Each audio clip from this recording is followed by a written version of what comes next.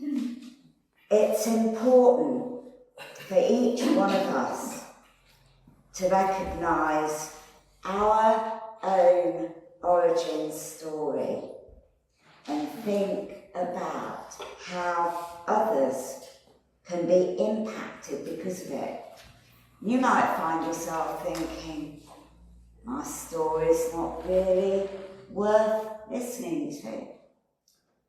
But actually I wouldn't mind betting that each and every one of us has a story to tell. And it's important for us to know that and to claim it.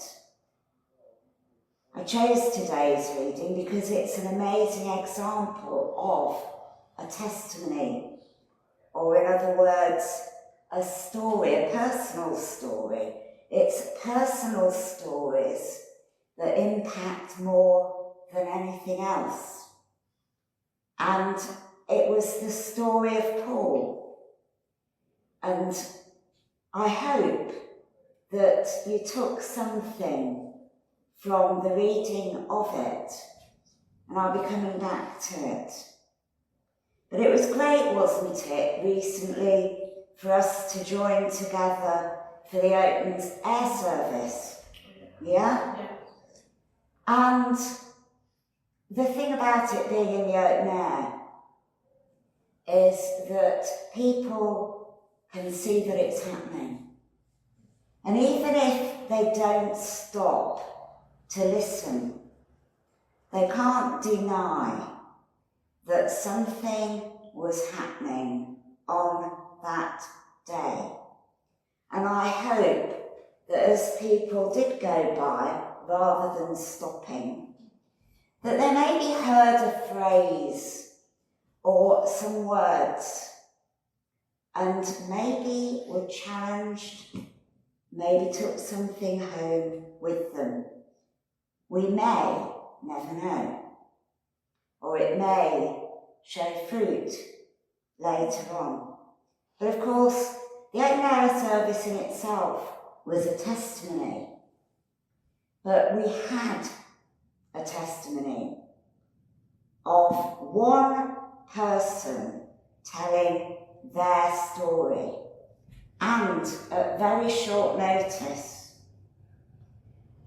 It's not something we always have a chance to plan. Sometimes we might be asked, would you mind telling your testimony at the service next week or whenever you have time to think about it? And if you need to write it down, because some people do need to do that. But occasionally, you have to do it there and then. But the beauty of your own story is nobody else can tell it. And it's the thing you know most.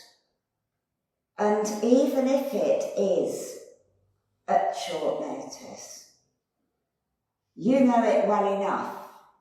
And the important thing is to trust that you can, and to trust that the words you say will be the words that are right for that time and that occasion. And I'm wondering how many of us have had that situation of telling their own story without any planning. I used to belong to a speakers club a number of years ago. It was called Leicester Ladies Speakers Club. And it was the first thing I did after having my first child. She was 6 weeks old. And I would take her in the carry cot to a friend who lived near the venue, put her on their dining room table, go off to my speakers club and come back. And the thing that you do first is what they call an icebreaker. Because something that is common is people being frightened of speaking in public. how many here dare admit, because we know we're not meant to fear, but throw that out for a minute, how many of us will admit that they're frightened of speaking in public? Superb. The Speakers Club acknowledges that, and any training in public speaking. So you start with something you know about, because the preparation doesn't take as much, and it's something familiar. And the first thing that you have to get through is just that standing up and opening your mouth. And we're not all called upon to speak in public. I'm one of those rare people who's loved it, always, always. And the first talk I ever did was to 80 social workers at Verdon Hall, doing acetates, which I'd never done before either, and it was an hour. But it was about something I knew about, so I could do it.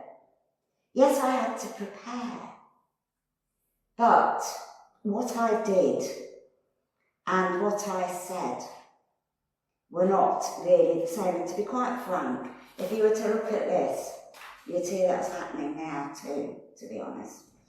But our stories are all important.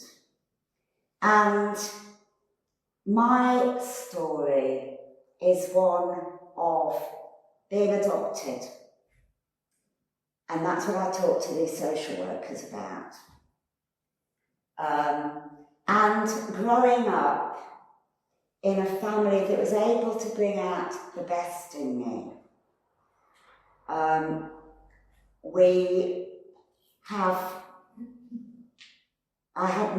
My parents were both professionals. One was a GP, one was a teacher. And I was brought up and went to boarding school, actually. But although we weren't overtly Christian, we believed. We didn't go to church every week, but we did believe, and I was taught to say my prayers each night. And it was, Heavenly Father, hear my prayer. Day and night I'm in your care. Look upon me from above. Day and night I'm in your love. And God bless John, Wendy, Mum, Dad, the dog, the cat, whatever. Amen. I was Wendy, by the way. Still am legally. But anyway, I was taught to pray. And I went to boarding school where we all had to go to church every week. And some of us who've had other traditions in the background, C.V., for example, will probably remember singing Psalm 100. Oh, be joyful in the Lord, all ye lands, serve the Lord with gladness, and come before his presence with a song. So that, from the age of 9, I still remember, and I can say more of it, but it goes to show, doesn't it? Our history is still relevant to today.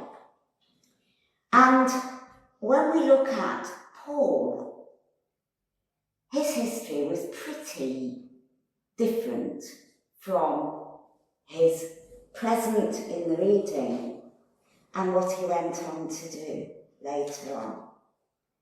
And some of us will see our history as being fairly uneventful.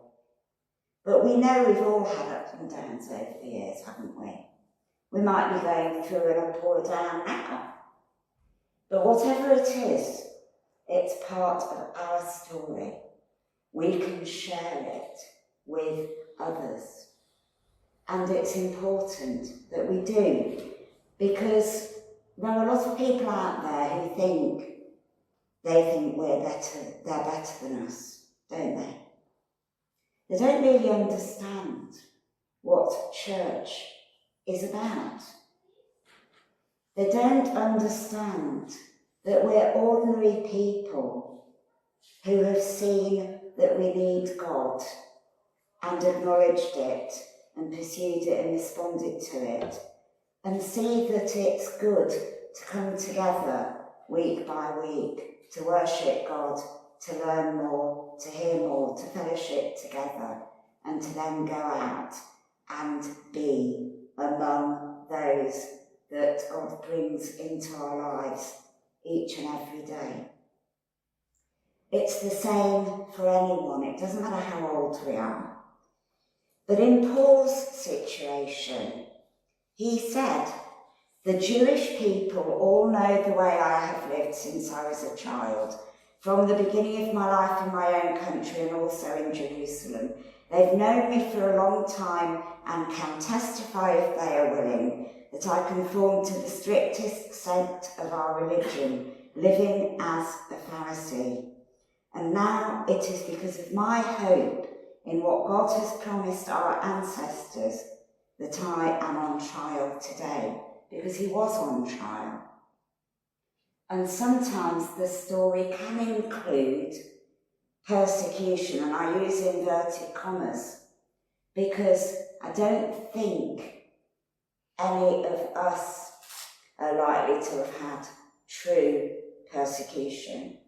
But we might have experienced people saying things that we find difficult because of our faith, people shunning us, people misunderstanding us, and people trying to tell us that what we believe is rubbish, or anything else that you can think of. But he was changed, and each of us who have come to faith at some point in the past have been changed. We have our before, we have our middle, which we're in at the minute, and we have our future hope. And this is what Paul came to share and to talk about. And the wonderful thing was that he came from a place where his behaviour before his conversion was really despicable. Not only persecuting, but killing. And yet, for some reason, God chose to use him.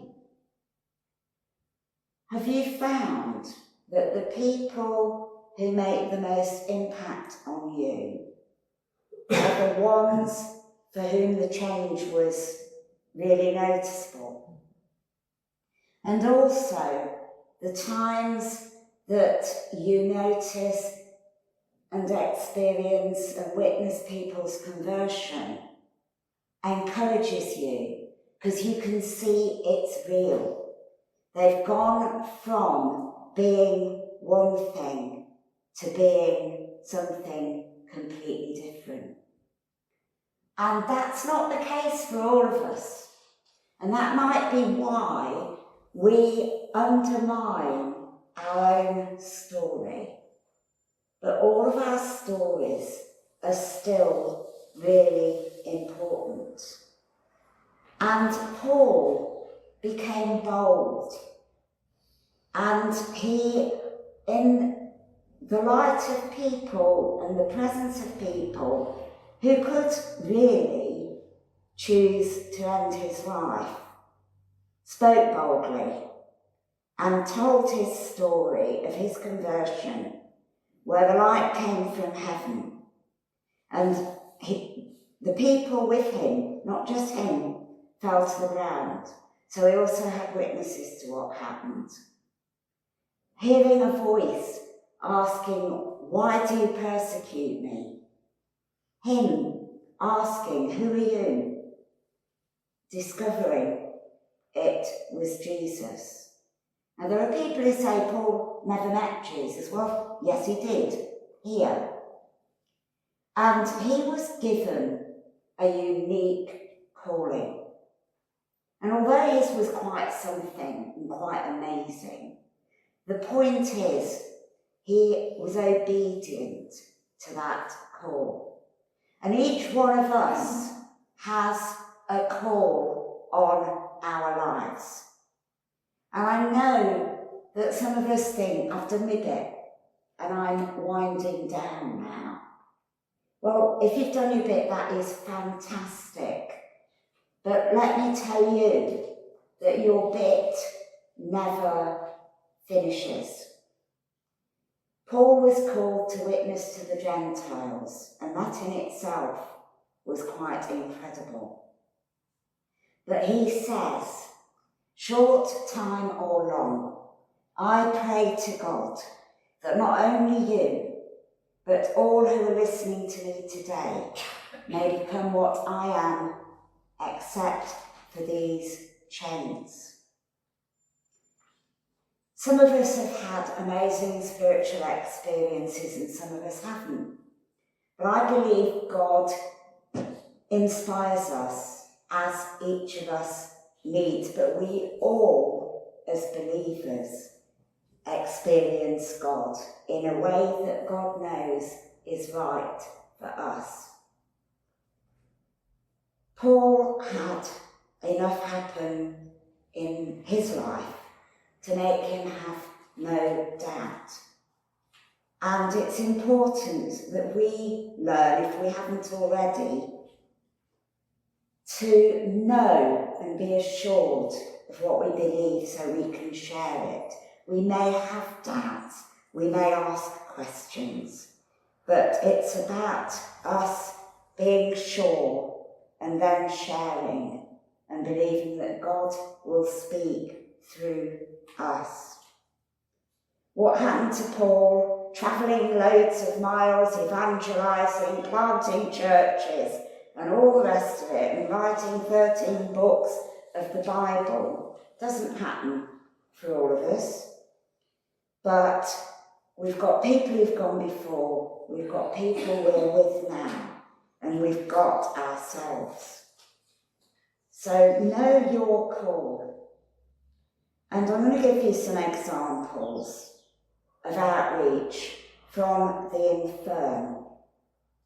One lady who went into a home at the age of 94, and she witnessed every single day to other residents in the home she was in, from her wheelchair and from her bed. And she did that right up until the end. Somebody else who's housebound, and she witnesses to the carers who come into her every day and to anybody who visits her. Another lady of 92 who's able to get round the house, but she witnesses just by being, and by being creative, and by serving God through a wonderful gifting of crochet and knitting and sewing. It's all part of it. Now, I don't think any of us are 92 here today, but what would it be for you? Are you prepared to do it? I know you will be in the week doing it, serving God to other people, but it's about sharing your story and knowing that it's going to be effective. Last night, after the sing-along that we had, a lady appeared at the front door of the church, and she asked what was happening, and I told her. And she said, "Is this a safe place?" Now you could tell she was in a pretty difficult situation. We had her in, even though all we wanted to do was go home, really. And we sat her down and chatted to her and gave her some food and prayed with her. That's an example of something current, talking about Jesus. It turned out she's a Christian, but somebody in desperate situation, and that happens, doesn't it? What is God's call on you at this time? Be ready to share your story. And there are times to be quiet and times to speak. Jesus told the man who had just been healed, go home to your own people and tell them how much the Lord has done for you and how he's had mercy on you. Take that home with you today.